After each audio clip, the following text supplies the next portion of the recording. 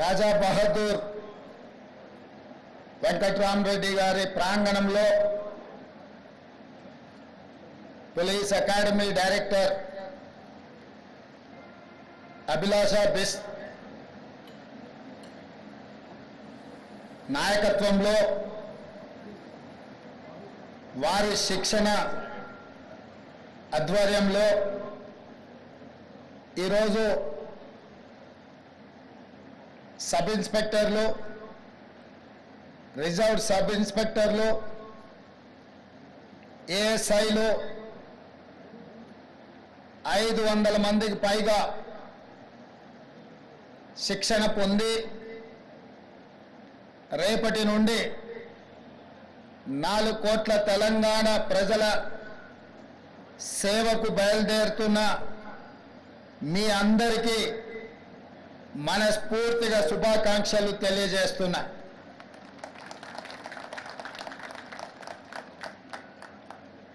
ఈరోజు ఈ సన్నివేశం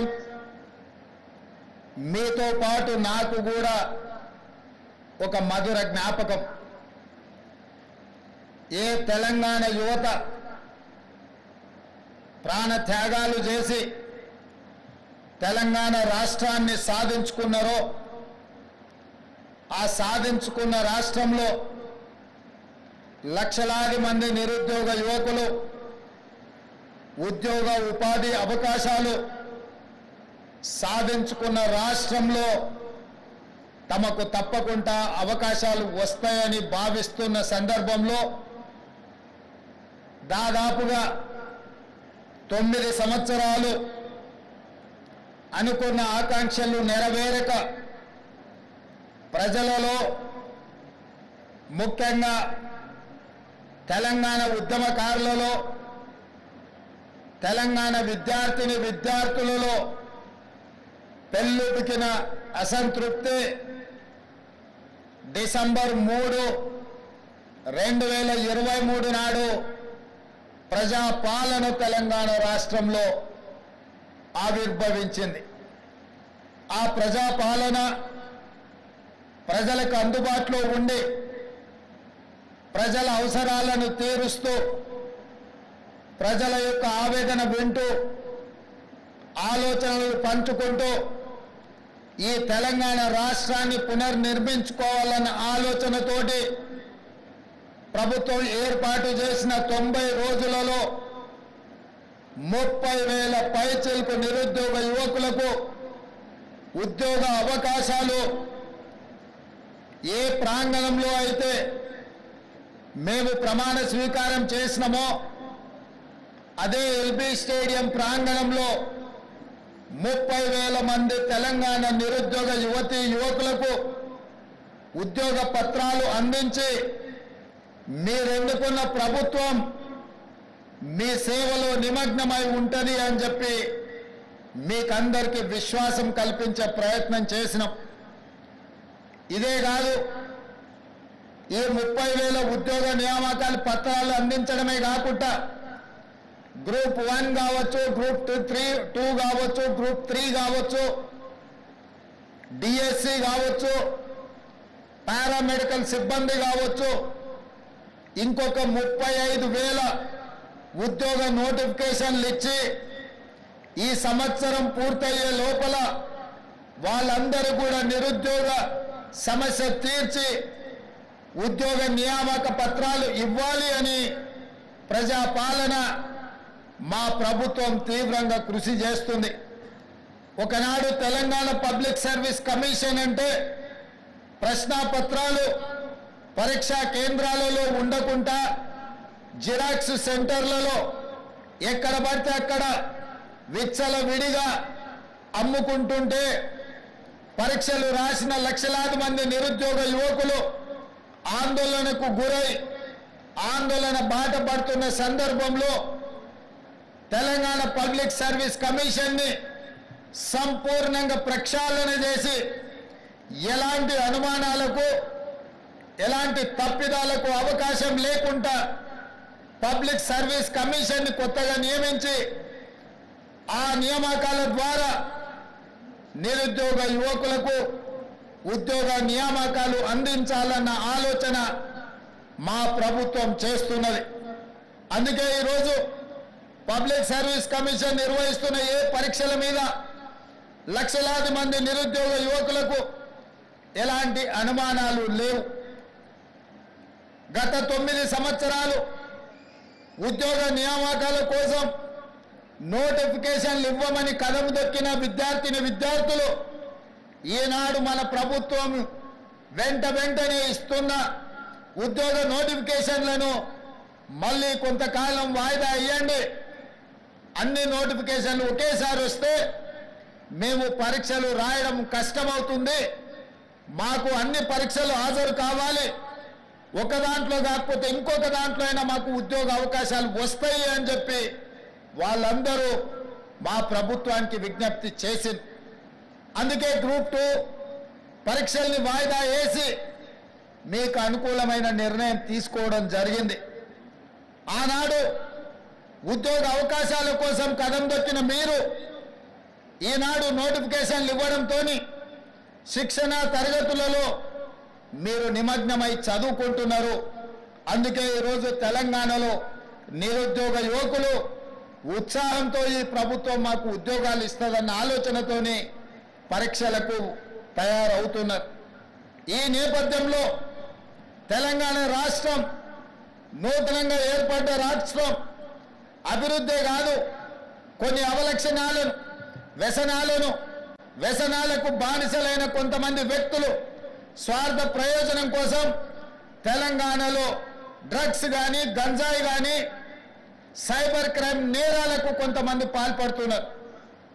ఇట్లాంటి ప్రత్యేకమైన సందర్భంలో దాదాపుగా 540కి పైగా ఎస్ఐలు ఏఎస్ఐలు ఈరోజు తెలంగాణ సమాజానికి సేవలు అందించడానికి మీరు ముందుకు వస్తున్నారు.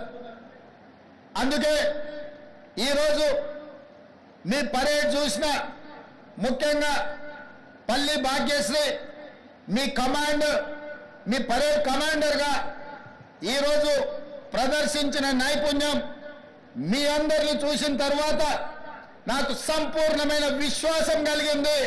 రేపటి నుండి మీరు తెలంగాణ రాష్ట్రంలో డ్రగ్స్ మీద గంజాయి మీద సైబర్ నేరాల మీద ఉక్కు పాదం మోపి తెలంగాణ రాష్ట్రంలో గంజాయికి డ్రగ్స్ కు స్థానం లేదు, అట్లాంటి కార్యక్రమాలకు ఎవరైనా పాల్పడితే వాళ్ళని ఎవరిని క్షమించము అనే విధంగా మీరు ముందుకు నడుస్తారని మాకు సంపూర్ణమైన విశ్వాసం కలిగింది. మిత్రులారా, ఇది ఉద్యోగం కాదు, ఇది ఉద్యోగ భద్రత కాదు మీకున్నది. తెలంగాణ రాష్ట్రంలో ముఖ్యంగా పోలీసు విభాగంలో చేరే ప్రతి యువకుడికి ఇది ఒక భావోద్వేగం. ఇది ఉద్యోగ బాధ్యత కాదు, ఇది ఒక భావోద్వేగం.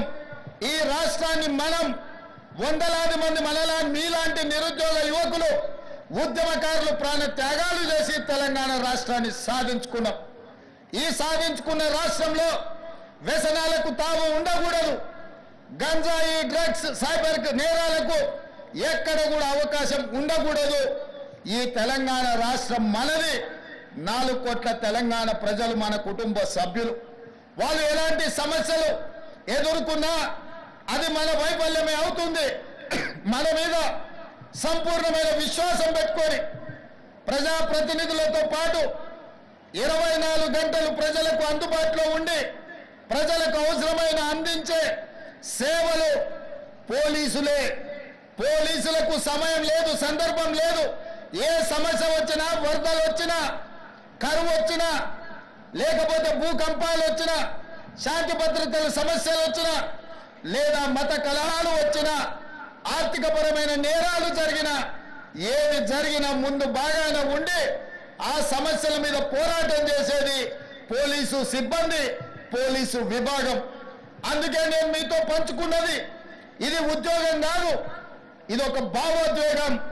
ఈ భావోద్వేగమే ఈ తెలంగాణ రాష్ట్రాన్ని పునర్నిర్మించి భవిష్యత్ తరాలకు బంగారు బాటలేసే బాధ్యత మన అందరి మీద ఉన్నది. అందుకే ఈరోజు తెలంగాణ రాష్ట్రంలో ఒక పక్కన నిరుద్యోగ సమస్యను పరిష్కరిస్తూ ఇంకొక పక్కన విదేశీ పర్యటనలకు వెళ్ళి జాతీయ అంతర్జాతీయ స్థాయిలో తెలంగాణ రాష్ట్రానికి వేలాది కోట్ల రూపాయల పెట్టుబడులు తీసుకొచ్చి పరిశ్రమలను స్థాపించి ఆ పరిశ్రమల ద్వారా లక్షలాది మంది నిరుద్యోగ యువకులకు ఉద్యోగ ఉపాధి అవకాశాలు కల్పించాలన్న ఆలోచన మన ప్రభుత్వం చేస్తున్నది. ఈరోజు ఉద్యోగాలే కాదు, నిరుద్యోగ సమస్యను పరిష్కరించడమే కాదు, ఈ సమాజంలో పెట్టుబడులు తీసుకురావడమే కాదు, రైతన్నలు నేతన్నలు పట్టణ అన్నం పెట్టేది రైతన్నలైతే ఆ రైతన్నలకు ఆత్మగౌరవంతో బ్రతకడానికి నేతన్నలు సహకరిస్తున్నారు. నేతన్నలతో పాటు గీతన్నలు ఈరోజు మన సమాజంలో ఉన్నారు. కుల వృత్తులు చేతి వృత్తులను బలోపేతం చేస్తూ ఆ వృత్తులను ఆదుకుంటూ ఈనాడు తెలంగాణ రాష్ట్రంలో 8 నెలల్లోనే సరిగ్గా 27 రోజుల్లో 18,000 కోట్ల రూపాయలు రైతు రుణమాఫీ చేసి 22,22,687 మంది రైతుల ఖాతాలో 18,000 కోట్ల రూపాయలు వేసిన చరిత్ర ఈ దేశంలోనే మొట్టమొదటిది. తద్వారా మీరందరూ రైతుల బిడ్డలు, గ్రామీణ ప్రాంతం నుంచి వచ్చిన వాళ్ళు, వ్యవసాయము వ్యవసాయ సమస్యలు రైతుల యొక్క కష్టాలు తెలిసినోళ్ళు. నేను కూడా గ్రామీణ ప్రాంతానం నుంచి వ్యవసాయ కుటుంబం నుంచి వచ్చిన వాడినే. రైతు యొక్క కష్టాలు నాకు తెలుసు. అందుకే 18,000 కోట్ల రూపాయలు కడుపు కట్టుకొని నిధులు సేకరించి 18,000 కోట్ల రూపాయలు ఈనాడు రైతుల ఖాతాలో వేసి రైతన్నల కళ్ళల్లో ఆనందం చూస్తున్నాం. వ్యవసాయం దండగ కాదు, వ్యవసాయం పండుగని నిరూపించి ఈనాడు తెలంగాణ రాష్ట్రంలో రైతుల ఆత్మగౌరవంతో తలెత్తుకునే విధంగా రాష్ట్ర ప్రభుత్వం నిర్ణయాలు తీసుకుంటున్నది. ఇవాళ ఈ తెలంగాణ రాష్ట్రం పచ్చగా ఉండాలన్నా, పసిడి పంటలు పండాలన్నా ప్రాజెక్టులతో పాటు చెరువులను కుంటలను కాపాడుకునే బాధ్యత మన మీద ఉన్నది. నిన్న మన మీరందరూ చదివి ఉండొచ్చు, చూసి ఉండొచ్చు. రేవంత్ రెడ్డి గారికి ఏమొచ్చిందయ్యా, హైడ్రా పేరు మీద మీ చెరువుల్లో విలాసవంతమైన విల్లాలు కట్టుకుంటే ఆయన నేల గూలుస్తున్నాడు అని. నేను ఒక్క మాట అడగదలుచుకునే వేదిక మీద నుంచి తెలంగాణ ప్రజల్ని, ముఖ్యంగా హైదరాబాద్ నగర వాసులని, 1908లో ఈ మహానగరం మీద వరదలు ఉప్పెనై కమ్మేస్తే వేలాది మంది ప్రాణాలు కోల్పోతే ఆనాటి నిజాం సర్కార్ మోక్షగుండం విశ్వేశ్వరయ్యను ఆర్కిటెక్ట్ గా నియమించి 100 కోట్ల రూపాయల నాడు ఖర్చు పెట్టి ఉస్మాన్ సాగర్, హిమాయత్ సాగర్ ను నిర్మించిండ్రు. అనంతగిరి కొండల నుంచి వచ్చే వరదల్ని నిలువరించిన నీళ్లను ఈ మహానగరానికి తాగునీటి వసతులుగా ఏర్పాటు చేసింది. ఒకనాడు ఎక్కడి నుంచి హైదరాబాద్ నగరానికి తాగునీళ్ళు వచ్చేది కాదు. ఉస్మాన్ సాగర్, హిమాయత్ సాగర్ నుంచే లక్షలాది మంది హైదరాబాద్ బిడ్డలకు తాగడానికి నీళ్లు ఇచ్చారు. హైదరాబాద్ దాహార్తిని తీర్చిన ప్రాజెక్టులు గండిపేట, హిమాయత్ సాగర్. ఇలాంటి ప్రాజెక్టుల చుట్టూతా బాగా సంపాదించుకున్న వాళ్ళు, ఆగర్భ శ్రీమంతులు ఫామ్ హౌజులు కట్టుకున్నారు. వాళ్ళు ఫామ్ హౌజులు కట్టుకుంటే మనకు అభ్యంతరం లేదు, వాళ్ళు సంతోషంగా ఉండడమే మనకు కావాల్సింది. కానీ ఆ ఫామ్ హౌజులలో ఉన్న డ్రైనేజ్ కనెక్షన్ లేదు. వాళ్ళ డ్రైనేజ్ తీసుకొచ్చి గండిపేట నీళ్ళలో కలిపిండ్రు. వాళ్ళు వాడిన డ్రైనేజ్ నీళ్లు గండిపేట నీళ్ళలో కలిస్తే ఆ నీళ్లు తాగడానికి నగరానికి ఇస్తున్నాం. నేను అడుగుతున్న మిత్రులారా, ఇవాళ మీరు చెప్పండి, ఎవరో బలిసినోడు కట్టుకున్న ఫామ్ హౌస్ డ్రైనేజ్ నీళ్లు గండిపేట తాగి నీళ్ళలో కలుస్తుంటే ఆ నీళ్ళని నగర ప్రజలకు తాగడానికి ఇస్తే ముఖ్యమంత్రిగా నేను వైఫల్యం చెందినట్టు కాదా? ఒక్కసారి ఆలోచన చెయ్యండి. భవిష్యత్ తరాలకు అందించాల్సిన బాధ్యత చెరువులు, కుంటలు, నాలాలను ఎవడెవడో ఆక్రమించుకుంటే వాళ్ళ ఆక్రమణలో చెరబడితే ఇవాళ నగరం మీద ఉప్పెనై వరదలు వస్తున్నాయి. ఆ వరదలు ఎక్కడికి వెళ్తున్నాయి? బస్తీలో ఉన్న పేదోళ్ళ ఇళ్లకు పోతున్నాయి. పేదోళ్ళు జీవితకాలం కష్టపడి సంపాదించుకున్న ఫ్రిడ్జ్, టీవీ, మంచము, బట్టలు, కట్టుకున్న బట్టలతో సహా అర్ధరాత్రి పూట వాళ్ళ ఇళ్లకు నీళ్లు వస్తే తడిసి ముద్దయి అనాథలాగా రోడ్డు మీద నిలబడాల్సిన పరిస్థితులు వచ్చినాయి. మున్నేరు వాగు పక్కన ఖమ్మంలో అయినా, వరంగల్ జిల్లాలో అయినా, హైదరాబాద్ నగరంలో అయినా, కృష్ణానది ఒడ్డున మునిగే ప్రాంతాలైనా దుర్మార్గులు ఆక్రమించుకున్న చెరువుల వల్లనే ఇవాళ వరదలు వస్తున్నాయి. అందుకే హైడ్రాను ప్రారంభించడం. హైడ్రా స్పెషల్ టాస్కే ఈ చెరువులను ఆక్రమించిన వాళ్ళను చెరబట్టాలని, చెరబట్టిన వాళ్ళ నుంచి విడిపించాలని, అలాంటి వాళ్ళని అవసరమైతే చెరసాలకు తోలాలనేది నా ప్రభుత్వ విధానం. అందులో ఎంత గొప్ప వ్యక్తులున్నా, ఎంత మహామహులున్నా వాళ్ళు చెరువులను వదలక తప్పదు. అందుకే ఈ వేదిక మీద నుంచి గొప్ప వ్యక్తులకు నేను విజ్ఞప్తి చేస్తున్నా, అయ్యా ఆక్రమించుకున్న చెరువులను మీరే వదలండి, గౌరవంగా పక్కకు తప్పుకోండి, నీటిపారుదల శాఖకు అప్పగించండి, మీకేం కావాలనో పోయి దూరంగా కట్టుకోండి. లేకపోతే ఉన్న పలంగా నేల మట్టం కూలుతాయి, కూలగొట్టే బాధ్యత నేను తీసుకుంటా. ఇలా ఎఫ్టీఎల్లో కానీ, బఫర్ జోన్లో కానీ, నాలాలలో అక్రమంగా నిర్మాణాలు ఏవైతే ఉన్నాయో వాటన్నిటినీ నిరభ్యంతరంగా మేము తొలగిస్తాం. మీరు ఎక్కడికి వెళ్ళినా, మీరు తాత్కాలికంగా కోర్టుల నుంచి ఏమన్నా తెచ్చుకున్నా న్యాయస్థానాలలో కూడా కొట్లాడి ఆ స్టేలను వెకేట్ చేయించి మీరు ఆక్రమణలు తొలగిస్తాం. ఇదే కాదు, ఇవాళ మూసి ఒకప్పుడు అనంతగిరి నుంచి వచ్చే కృష్ణానది జలాలకు ఒక ఆలవాలం, కానీ ఇవాళ కాలుష్యం అయిపోయింది. ఇవాళ మన బతుకులను చిందరవందర చేస్తున్నాయి. నల్గొండ జిల్లా రైతులు ఇవాళ ఏడుస్తున్నారు. హైదరాబాదు నగరంలో నుంచి వచ్చిన కాలుష్యం నల్గొండ ప్రజలకు చేరుతుంది. అక్కడ పంటలు కూడా విషమయమైపోయినాయి. మా కోమటిరెడ్డి వెంకటరెడ్డి గారు పదే పదే నా దృష్టికి తీసుకొచ్చి నల్గొండకు వస్తున్న కాలుష్యాన్ని నియంత్రించండి, మూసిని ప్రక్షాళన చెయ్యండి అని. అందుకే కేంద్ర ప్రభుత్వ సహకారంతో మూసి ఆక్రమణలు తొలగించి మూసిని ప్రక్షాళన చేసి ఒక అద్భుతమైన మూసి రివర్ డెవలప్మెంట్ ఫ్రంట్ ను అభివృద్ధి చేసి పేదవాళ్ళకు అక్కడ వ్యాపారాలు చేసుకోవడానికి అవసరమైన అవకాశాలు కల్పిస్తాం. మరి ఇవాళ మూసి పరివాహక ప్రాంతంలో పేదలు ఆక్రమించుకొని ఉన్నారు. జిల్లాల నుంచి వచ్చి ఇల్లు కట్టుకొని ఉన్నారు. రూపాయి కూడబెట్టి గుడిసెలేసుకొని బ్రతుకుతున్నారు.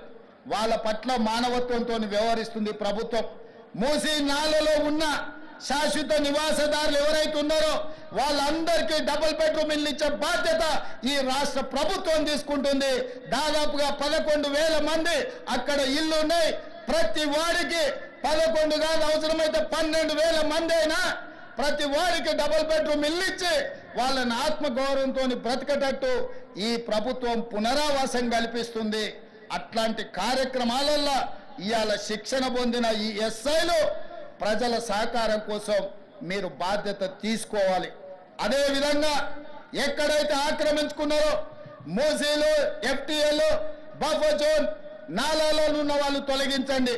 ప్రభుత్వ భూముల్లో లేకపోతే ప్రైవేట్ భూముల్లో అనుమతి లేకుండా కట్టుకున్న వాళ్లకు వాళ్ళని ఏదైనా రెగ్యులరైజ్ చేయడానికి స్కీమ్ ఉంది. కానీ ఎఫ్టీఎల్, బఫర్ జోన్, నాలాల వాటికి రెగ్యులరైజేషన్ స్కీమ్ లేదు.